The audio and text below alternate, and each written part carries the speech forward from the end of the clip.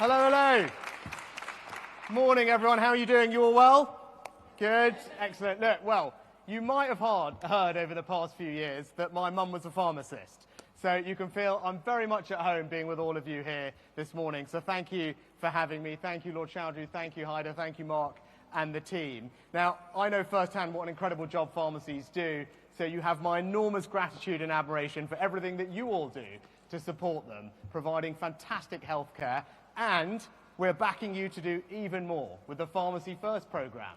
So now, if your kid or you have a sore throat or an ear infection, you don't have to go and see your GP. You can go straight to your pharmacist and get the medicines that you need as quickly as you need them. And that is only possible making a difference to millions of people because of everything that you are doing. So a massive thank you to all of you for that. I also wanted to say a very quick thank you to Jack as well. He is a fantastic champion for all of you down in Westminster. He works his socks off for all of you, making sure there are more police officers on the streets here to keep everyone safe, getting investment, regeneration into all the high streets in the local area, and, as you heard from him, making sure that we reprioritised away from HS2 to invest in the local transportation that you all need. So if you don't mind, join me in just saying a massive thank you to everything for Jack for what he does.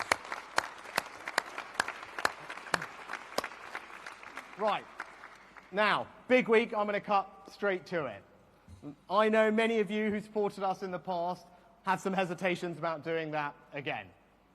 I know you're frustrated with me, frustrated with our party. Hasn't been an easy few years for anybody.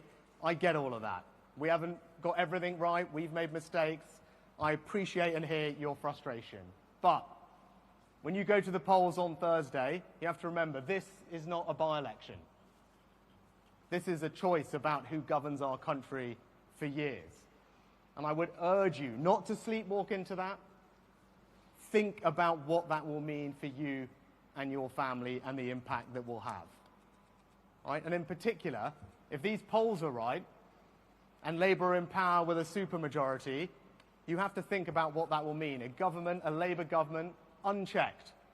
No one to hold them accountable, no one to stand up to them in Parliament, and all of the impact it would have on all of your lives. And I say this to you, if you hand Labour a blank cheque, you will not be able to get it back. So think about what that means. For all of you who care that we need to secure our borders and reduce immigration, you would have seen, those of you that watched the debate the other day, Labour do not have any answers on that question.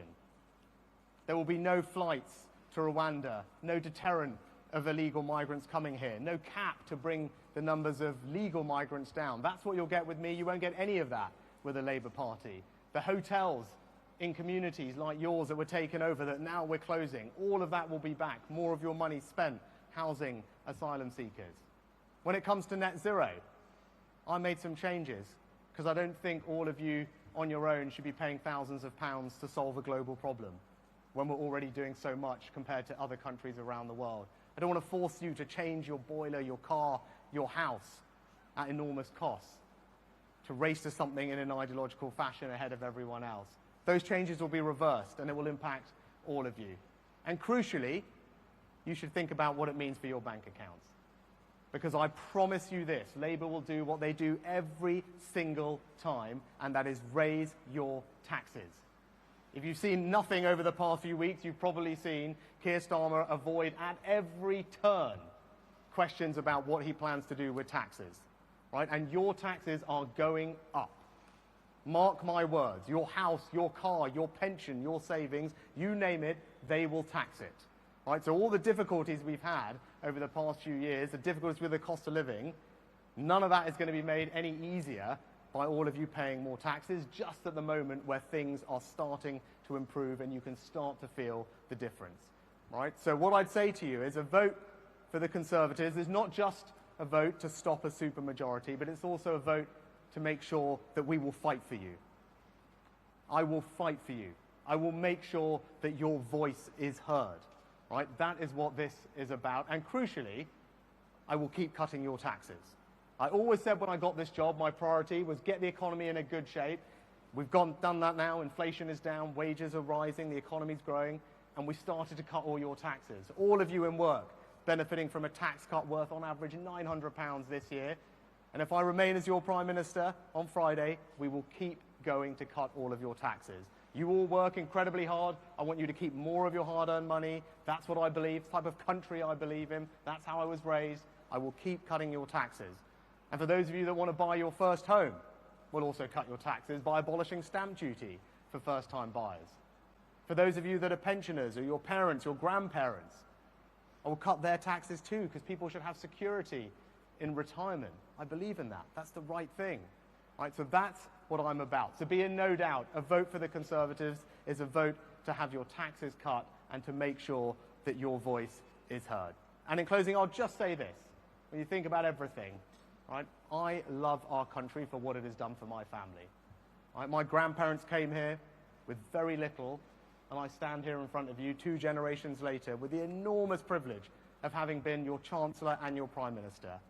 And I will always work my socks off for you. You saw that during COVID with things like furlough, the support to get the country through an incredibly difficult time. That's who I am. And if you give me the opportunity to keep serving you, I will keep working for you, keep standing up for you, keep fighting for you. That is what I would like to do. So I hope very much that I've given you something to think about, and it's been great to have you here today and spend a bit of time with me. Thank you very much.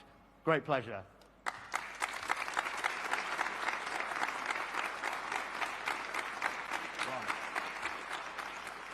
Right, so I think we're going to open up for some questions. Who have we got? Have we got any microphones or hands in the air? Who's first? Sir. Morning. Jansen Woodall, I'm our Business Engagement and Development Manager. You talked about funding earlier on, and coming from a pharmacy family, you can understand the importance that pharmacy has in our communities. Pharmacy First has been well received, and it's the first new funding that pharmacy has had in 5 years. However, most of that new income from doing that new service has gone on wage increases, utility bill increases, pension contributions, and we've now seen nearly 1,000 pharmacies close. So what are your plans for pharmacy funding over the next few years, as we still haven't agreed this year's funding, which should have started in April? And how can we save this vital service, as you described it in your opening statement, which Pharmacy First has demonstrated can really help citizens and the population? Yeah. No, it goes to the heart of what I was saying at the beginning. What all of you do is so important. Right? Everyone loves their local pharmacy. That's what I did as a kid. Right? I worked for my mum in her pharmacy. I worked in the dispensary, unpacking all the boxes that you send, putting those prescriptions together that you now can do up there in an automated fashion, which is brilliant. Right? I started out on my bike, riding around Southampton, delivering prescriptions to elderly patients who couldn't come in, right? That's the world that I grew up in. So I know firsthand what an extraordinary difference pharmacies can make to their community, and that's why I introduced Pharmacy First. So for these 7 common ailments, sore throats, ear infections, sinusitis, people can now go and see their pharmacy. And if I'm re-elected, I want to build on that, and we will expand that program to more conditions. There's a range of other things that pharmacists want to do, can do, chest infections being an obvious example, more blood pressure checks. So if I'm re-elected, we will expand Pharmacy First to cover more conditions and treatments, and that will come with more funding so that we can make sure people can get the care that they need as quickly as possible. That's what everyone wants, that's what all of you want to provide, and if I'm re-elected, that's what we'll deliver. Perfect. Next question. Sir. Hi, Mitchell here. Been a pharmacist with Well for about 11 years. Like to know, how do you see the role of the pharmacist specifically evolving? In addition to Pharmacy First, what more is coming over the next 5 years, and how do you see it growing in a role? Well, I think what you guys demonstrate here brilliantly is what we can take technology and everything to do in here frees up pharmacists' time. And then pharmacists can focus on their patients and spend more time providing that personalised service, that reassurance, that form of healthcare, which they love doing, they're qualified to do. And what you all can do here with the technology that you have is speed up time of processing, putting prescriptions together, particularly repeat prescriptions, and that's how we're going to deliver a really effective, efficient healthcare system, but one where people can get more personalised care from their pharmacist, and we can allow them to do far more. So that's my vision of what the future looks like, and ultimately, that's about patients. Right? It's about all of you not just working here, but when you get sick or your kids get sick and you want to get them the care they need, having the peace of mind that you can see your pharmacist, that most of you will live very close to and can get to easily, and very quickly get the healthcare that you need, right? So that's my vision of the sector. We've made progress, as you've seen. No one else has introduced pharmacy first in our country ever before. I did that, and if I'm re-elected, we're going to go further and make sure we can do more of it. Excellent. Right. Who have we got next? Yes, I've got a gentleman over here at the back. Hi, morning. Thank you. I'm Jason. I lead our digital team here. And kind of building on what Jansen's talking around funding, spent a lot of time talking about pharmacy first. I guess beyond that, what are you looking to do? Obviously, we've seen success in the triple lot pensions. The guys have talked about inflation and other things eating into pharmacy. What could be done to kind of help the funding of the sector and give a bit more kind of security and confidence? We've seen lots of closures. Yeah, Jason, I do think the right thing to do is to expand the range of things that pharmacists can do, because that's what, when I talk to them, they want to do, right? We train pharmacists in a different way to we used to, right? They've got the skills to help people. It eases up pressure on GPs, and that's the right thing to do. And with those extra services comes more funding, and that means that we can provide more. But you mentioned a couple of other things, inflation, triple lock pensions, right? You know, I want to give people peace of mind in every way, shape or form, not just when it comes to their health, but also their financial security. And that's why continuing to cut your taxes is important, right? We have got inflation down, right? It was 11% when I got this job, right? You all remember the impact it was having on your day-to-day, week-to-week shopping, your bills. Energy bills now coming down, inflation back to normal, wages rising. We're in a much better place, and we're now cutting your taxes. So when you see your payslip at the end of every month, right, the benefit of those tax cuts every month this year are going to add up to £900 for an average worker. And if I'm re-elected, we'll go further, right, and keep cutting your taxes, because ultimately you should have more of your hard-earned money to spend on the things that you care about, right? That's what I believe, that's what I want to deliver. And the choice for you is, do you want to put that at risk? Because if I'm not standing in front of you as your Prime Minister in a week's time, right, your taxes are going to be going up. It's as simple as that. And you mentioned pensioners, right? For the first time in our country's history, under a future Labour government, pensioners are going to be paying tax on their state pension, right? A retirement tax for the first ever time. Now, I think that's wrong, right? I think if you work hard all your life, you should deserve security, dignity in retirement. You shouldn't be paying tax on your state pension. That's why we're going to introduce a triple lock plus.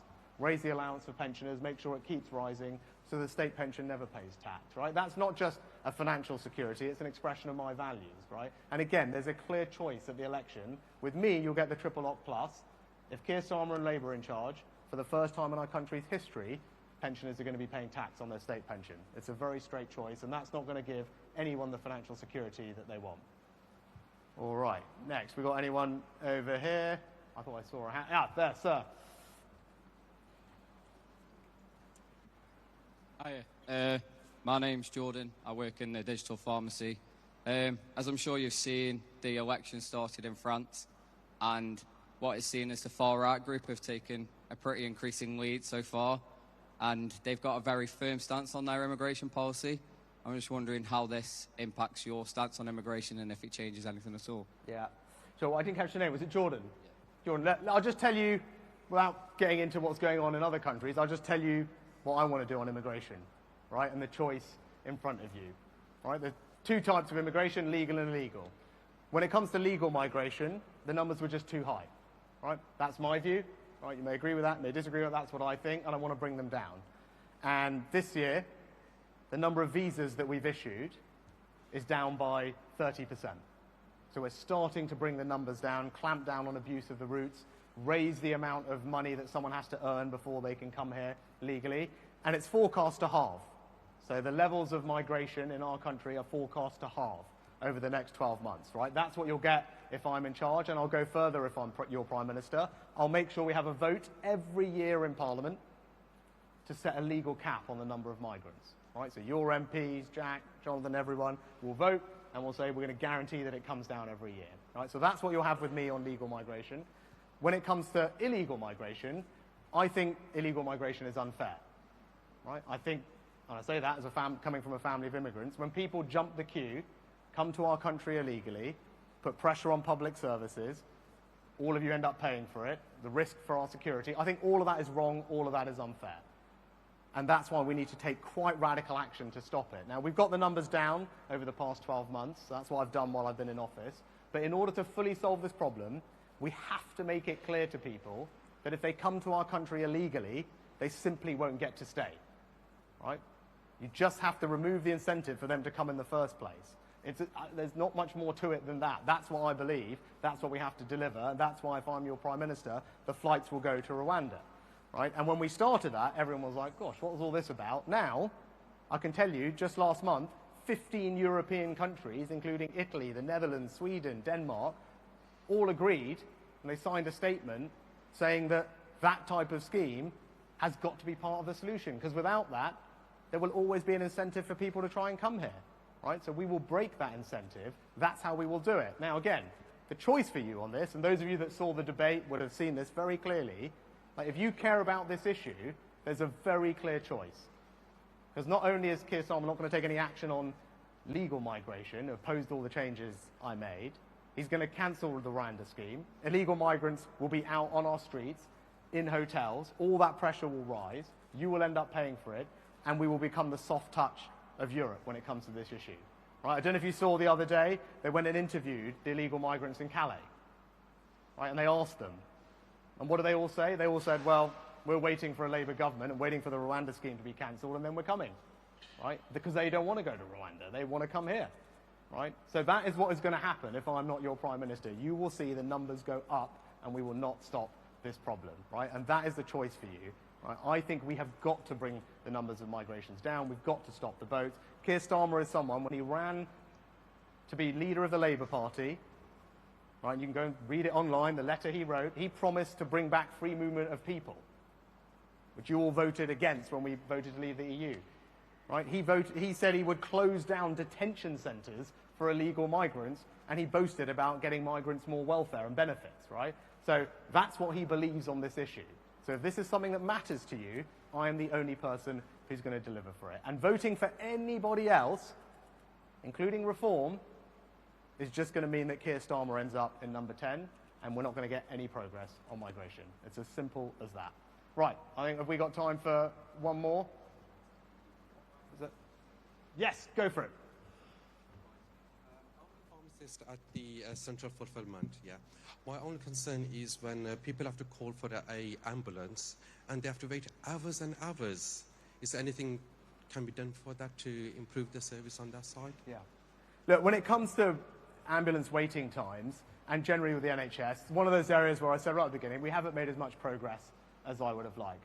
Right? And the one thing, in spite of the record funding we're putting in, more doctors, more nurses, innovative ways of doing things, right, we are just recovering from a pandemic where, and I'll leave you with this one figure, 6 million referrals that normally would have happened didn't happen because of the pandemic.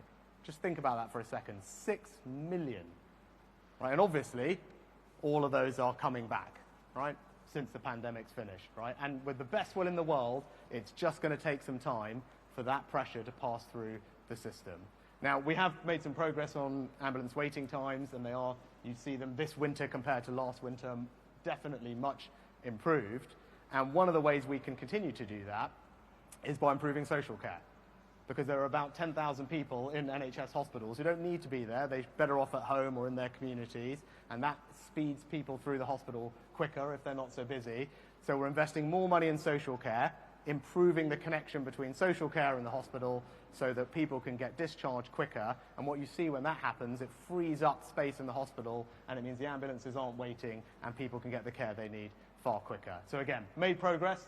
This winter compared to last winter, all the numbers are down, but we've got to stick with it. And if we can fix the social care problem, that will help enormously. Brilliant. Good. Thank you very much for having me. Great pleasure. See you later, everyone. Bye, bye, bye.